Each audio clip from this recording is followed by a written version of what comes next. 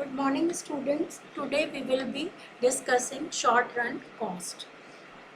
We have read that time element has important influence on the production function, so we will separately study short run and long run production function. Similarly, cost is also affected by time element since in short run, some factors of production are fixed and other variables. So a firm has to bear fixed cost and variable cost in short run. देखो बच्चों, हमने पहले भी previous chapter में ये पढ़ लिया था प्रोडक्शन फंक्शन के अंदर कि टाइम एलिमेंट जो होता है ये बहुत ही इम्पॉर्टेंट चीज़ होती है. जैसे शॉर्ट रन में और लॉन्ग रन में अलग अलग हमें प्रोडक्शन के ऊपर इनके इन्फ्लुएंस देखने को मिलते हैं.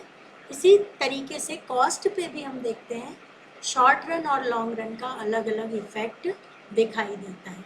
कम समय में हम काम करेंगे तो हमारा रिजल्ट अलग आएगा.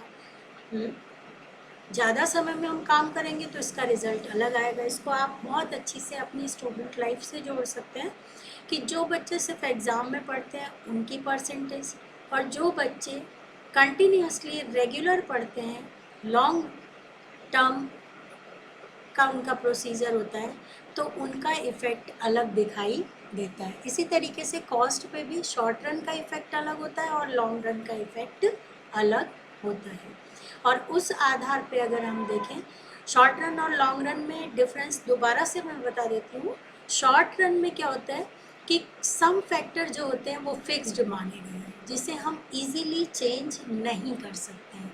जैसे हैवी मशीनरी, लैंड का साइज़, बिल्डिंग, इन चीज़ों को हम इजीली कम समय में चेंज नहीं कर सकते हैं तो इन्हें हम अज्यूम कर लेते हैं कि ये फिक्स्ड फैक्टर है. ठीक है.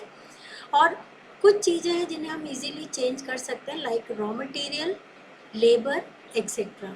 तो लेबर और रॉ मटेरियल को हम क्या मानते हैं? वेरिएबल मानते हैं. जिसकी फ्रीक्वेंसी चेंज होती रहती है उसे हम क्या कहते हैं? वेरिएबल कहते हैं. यानी जो चेंजेबल है, जिसे इजीली चेंज किया जा सकता है. ठीक है. तो इस तरीके से हम देखते हैं कि शॉर्ट रन के अंदर कोई फर्म जो होती है उसे फिक्स्ड कॉस्ट और वेरिएबल कॉस्ट इन दोनों को बियर करना पड़ता है. बियर करना यानी इसका भार उठाना पड़ता है, वहन करना पड़ता है. ठीक है. अब हम इसको समझने के लिए अलग से इनके सारे कॉन्सेप्ट को पढ़ेंगे और वो कॉन्सेप्ट है TFC जिसे हम कहते हैं टोटल फिक्स्ड कॉस्ट, फिर TVC जिसे हम कहते हैं टोटल वेरिएबल कॉस्ट, और इन दोनों से मिलकर जो कॉस्ट बनती है उसे हम कहते हैं टोटल कॉस्ट. ठीक है. तो सबसे पहले हम पढ़ेंगे टोटल फिक्स्ड कॉस्ट. देखो बच्चों, आपने पहले भी पढ़ लिया है कि शॉर्ट रन में कुछ फैक्टर कैसे होते हैं? कांस्टेंट होते हैं. और टोटल एक्सपेंडिचर पर उन फैक्टर्स पे जो खर्चा किया जाता है उसे हम टोटल फिक्स्ड कॉस्ट कहते हैं. ठीक है. और ये कॉस्ट जो होती है ये हर लेवल पे फिक्स होती है. For example rent of building, जैसे पहले महीने की बिल्डिंग की रेंट 10,000 रुपये है तो दूसरे महीने में भी 10,000 ही रहेगी, तीसरे में भी 10,000 ही रहेगी. यानी ड्यूरिंग 12 मंथ यानी एक साल के अंदर वो किराया चेंज नहीं होगा. ठीक है. लेकिन नेक्स्ट ईयर चेंज हो सकता है, 10%, 8% कुछ चेंज हो सकता है. तो एक साल तक का समय क्या है हमारा? शॉर्ट रन का माना गया है. ठीक है. ऐसे ही प्लान और cost of machinery, capital equipments जिसमें टूल्स वगैरह आते हैं, और जो प्रीमियम भरी जाती है, जो हम इंश्योरेंस वगैरह कराते हैं उसकी प्रीमियम भी फिक्स होती है. ठीक है. एक साल के अंदर उस प्रीमियम में कोई चेंज नहीं होता है तो उसे हम क्या कहते हैं? टोटल फिक्स्ड कॉस्ट कहते हैं. और टोटल फिक्स्ड कॉस्ट की एक खासियत और होती है बच्चों कि प्रोड्यूसर जिस समय कुछ भी नहीं बना रहा होता है उस समय भी उसे क्या करना होता है? उसको कॉस्ट को पे करना होता है. और इसे आप प्रेजेंट के एग्जांपल से समझ सकते हैं. कोविड के अंदर आपने देखा कि जिस समय लॉकडाउन था उस समय भी जो फिक्स्ड कॉस्ट थी उनकी पेमेंट चुकानी पड़ी. ठीक है. वेरिएबल कॉस्ट को हम इग्नोर कर सकते हैं लेकिन फिक्स्ड कॉस्ट को चुकाना पड़ता है. जैसे आज किसी ने कोई शॉप खरीदी, शॉप रेंट पे ली है तो वहाँ काम करेगा, तो पहले दिन उसको कोई इनकम नहीं हुई है, लेकिन पहले दिन से ही उसे क्या करना हो रहा है, उस शॉप की रेंट पे करनी हो रही है। अब आप कहेंगे पहले दिन ही तो वो पे नहीं कर रहा है, लेकिन वो मंथली पे कर रहा है, तो उसमें पहले दिन की तो ऐड हो रही है ना, उसको हम कहते हैं कॉस्ट, फिक्स्ड कॉस्ट। और जिस समय कोई भी प्रोडक्शन नहीं हो रहा होता है, ज़ीरो आउटपुट लेवल होता है, उस समय भी ये कॉस्ट कांस्टेंट होती है। इसको आप ऐसे समझ सकते हैं कि जैसे कोई फर्म है, उसको 100 शर्ट का ऑर्डर मिला है, 100 शर्ट बनाने का, तो पहले दिन ही वो जहाँ पे भी उसने बिल्डिंग ली है, मशीनरी ली है, लाइट का बिल है, ये सब उसे पहले दिन से ही पे करना पड़ रहा है। आप पहले दिन में उसको कोई इनकम नहीं हुई है, कोई उसका प्रोडक्शन नहीं हुआ, आउटपुट नहीं हुआ है, फिर भी उसको उन सब चीज़ों का पेमेंट करना पड़ रहा है। ठीक है, ये तो थी हमारी टोटल फिक्स्ड कॉस्ट। अब ये जो ग्राफ है बच्चों, इसमें आपको ओ सी दिखाई दे रहा है, सी पॉइंट पे एक सीधी लाइन खींची हुई है, इसे हम कहते हैं टोटल फिक्स्ड कॉस्ट। मान लो ये 10 रुपीज़ है, तो चाहे हमारा प्रोडक्शन जो है कितना भी हो रहा है, स्टार्टिंग में नीचे कॉस्ट दी हुई है, तो कॉस्ट 5 रुपये हो, 10 रुपये हो, कैसी भी हो, हमें क्या करना होगा, वो पे करना ही पड़ेगा, वो 10 रुपीज़ हर लेवल पे करना पड़ेगा। अब हम पढ़ेंगे टोटल वेरिएबल कॉस्ट।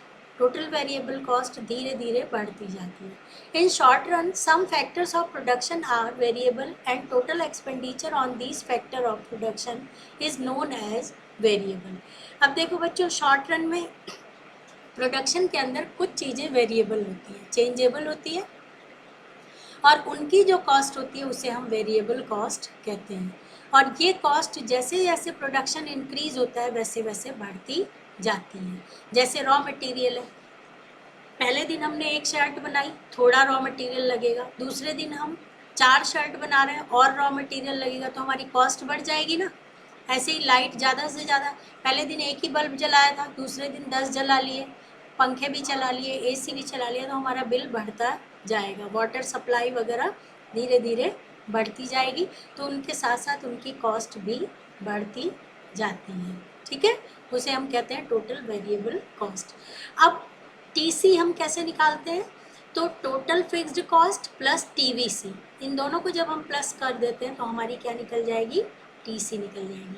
अब इस ग्राफ को आप समझेंगे बच्चों, इस ग्राफ में आपके दे रखा है एक्स एक्सिस जो है और वाई एक्सिस है। एक्स एक्सिस पे आपका, वाई एक्सिस पे कॉस्ट दी हुई है और एक्स एक्सिस पे आपका प्रोडक्शन दिया हुआ है। और जो ये कॉस्ट है, इसमें ओसी जो है वो फिक्स्ड कॉस्ट है। प्रोडक्शन का लेवल 1 हो, 2 हो, 3 हो, ये हाइपोथेटिकल ग्राफ है, इसको आप नंबर से भी बना सकते हैं। ठीक है, ये अंदाज से बनाया हुआ है कि ओसी तक तो फिक्स्ड कॉस्ट है और वो हर लेवल पे इक्वल होती है, इसलिए ये एक्स एक्सिस के हॉरिजॉन्टल होती है, यानी बराबर होती है, सीधी लाइन बनेगी। और जो टीवीसी होती है, पहले दिन जब कोई प्रोडक्शन नहीं है तो हमने सिर्फ किस चीज़ का पेमेंट किया है, लैंड का किया है, मशीनरी का किया है। लेकिन पहले दिन प्रोडक्शन नहीं हो रहा तो हम कोई लाइट नहीं जला रहे हैं, कोई लेबर को पेमेंट नहीं कर रहे हैं। लेकिन जैसे जैसे प्रोडक्शन इंक्रीज होता जाएगा, लाइट का, पानी का, लेबर का बिल बढ़ेगा, तो टीवीसी का ग्राफ ऊपर की तरफ जाने लगेगा।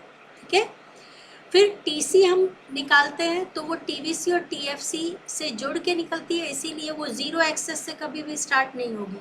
वो कहाँ से स्टार्ट होगी, सी से स्टार्ट होगी, क्योंकि जब ज़ीरो लेवल ऑफ आउटपुट है तब भी हमें क्या करना पड़ रहा है, फिक्स्ड कॉस्ट पे करनी पड़ रही है। इसलिए टोटल कॉस्ट जो आएगी वो हमारी सी से स्टार्ट होगी और टोटल कॉस्ट का जो ग्राफ होगा वो हमेशा ऊपर की तरफ होएगा। ठीक है, ये तो था हमारा टीसी और टीवीसी और टीएफसी।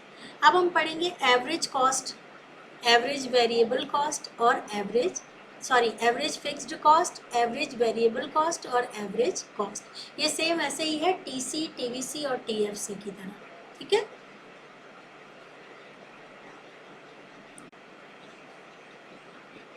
अब हम पढ़ेंगे एवरेज फिक्स्ड कॉस्ट।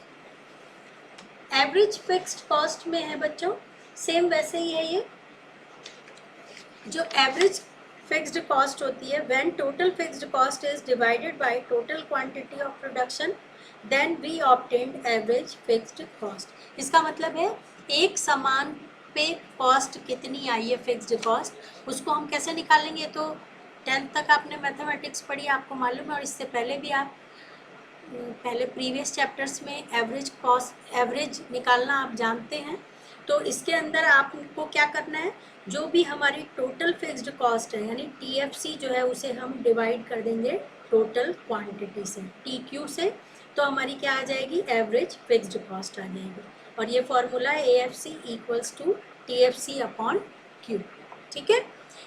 ऐसे ही एवरेज वेरिएबल कॉस्ट है, इसमें भी जो टोटल वेरिएबल कॉस्ट होगी उसको हम क्वांटिटी से डिवाइड कर देंगे, और जो हमारी एसी निकलेगी वो एएफसी प्लस एवीसी कर देंगे, तो वो हमारी क्या बन जाएगी, एसी बन जाएगी। ऐसे ही मार्जिनल कॉस्ट है। मार्जिनल कॉस्ट पहले भी आप मार्जिनल यूटिलिटी निकालना सीख चुके हैं, इसको सेम वैसे ही निकालना है आपको। Marginal cost equals to change TC upon change Q.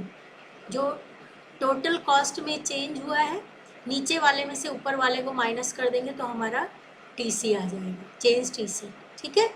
और चेंज आउटपुट में भी यही है कि नीचे वाले क्यू में से ऊपर वाले क्यू को माइनस कर देंगे तो हमारा चेंज क्यू आ जाएगा, और उन दोनों को डिवाइड करेंगे तो हमारा मार्जिनल कॉस्ट आ जाएगी।